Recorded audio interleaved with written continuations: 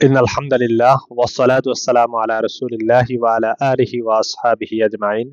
সম্মানিত দর্শক, পবিত্র রমাদান মাস আসতেছে।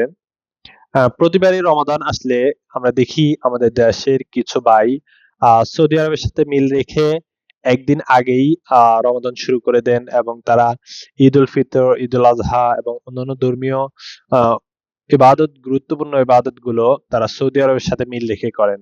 অর্থাৎ সৌদি আরবে চাঁদ দেখা গেলে তখন তারা ইবাদত শুরু করেন। এরপরে আসলে আহ অধিকতর সঠিক এবং সুন্নাহসম্মত মত হলো যে অঞ্চলের চাঁদ, যে অঞ্চলের মানুষ সে অঞ্চলের চাঁদ দেখেই ইবাদত শুরু করবে। এবং এ ব্যাপারে সহিহ মুসলিমের একটি হাদিস স্পষ্ট দিক নির্দেশনা দেয় এবং এ ব্যাপারে আরো অনেক হাদিস রয়েছে যেগুলো থেকে আমরা দিক নির্দেশনা পাই। সহিহ মুসলিমের হাদিসটি 1087 নম্বর হাদিস। কুরাইব রাদিয়াল্লাহু তাআলা আনহু তিনি কোনো কাজে সিরিয়া গিয়েছিলেন।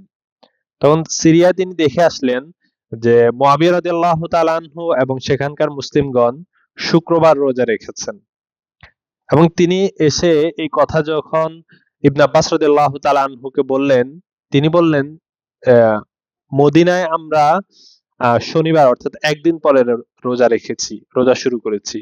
অর্থাৎ মদিনায় যখন চাঁদ দেখা গেছে তখন আমরা রোজা শুরু করেছি। সুতরাং আমরা 30 দিন পূর্ণ করব অথবা চাঁদ দেখা যাওয়া পর্যন্ত আমরা রোজা চালিয়ে যাব। তখন কুরাইব রাদিয়াল্লাহু তাআলা আনহু বললেন, মুআবিয়া রাদিয়াল্লাহু তাআলা আনহুর চাঁদ দেখা কি আপনার জন্য যথেষ্ট নয়? অর্থাৎ সিরিয়ায় যে চাঁদ দেখা গেছে এটা কি মদিনাবাসীর জন্য যথেষ্ট নয়? কিন্তু ইবনে আব্বাস রাদিয়াল্লাহু তাআলা আনহু বললেন না, বরং আমাদেরকে রাসূলুল্লাহ সাল্লাল্লাহু আলাইহি ওয়াসাল্লাম এভাবে শিক্ষা দিয়েছেন। অর্থাৎ যে অঞ্চলের চাঁদ মানুষ ওই অঞ্চলের চাঁদ দেখেই ইবাদত পালন করবে।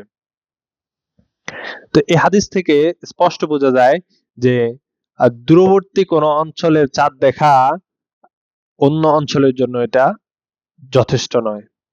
এবং রাসূলুল্লাহ সাল্লাল্লাহু আলাইহি ওয়াসাল্লাম সুনান তিরমিজিতে এসেছে, রাসূলুল্লাহ সাল্লাল্লাহু বলেছেন আস-সাওমু ইয়াওমা তাসুমুনা ওয়াল ফিতরু ইয়াওমা তুফতিরুনা ওয়াল আযহা ইয়াওমা তুযাহহুনা। রাসূলুল্লাহ সাল্লাল্লাহু বলেন, সওম সেই দিনই শুরু হবে যেদিন তোমরা সবাই মিলে সওম রাখবে এবং ঈদ উল ফিতর এবং ঈদ উল আজহাও সেই দিন হবে যেদিন তোমরা সবাই মিলে এগুলো উদযাপন করবে। সুতরাং এই হাদিসগুলো থেকে স্পষ্ট বোঝা যায় যে বিচ্ছিন্নভাবে আহ কোন গ্রুপ আলাদা এ ধরনের শরীয়তের ইবাদতগুলো করতে পারে না, বরং সে অঞ্চলের বৃহত্তর জনগোষ্ঠী এবং প্রশাসন যেটা দিক নির্দেশনা দিবে, যেটা ডিক্লেয়ার করবে সেটাই পালন করতে হবে। আল্লাহ তাআলা আমাদের সবাইকে বুঝার তৌফিক দান করুন। আমিন। আসসালামু আলাইকুম ওয়া রাহমাতুল্লাহি ওয়া বারাকাতুহু।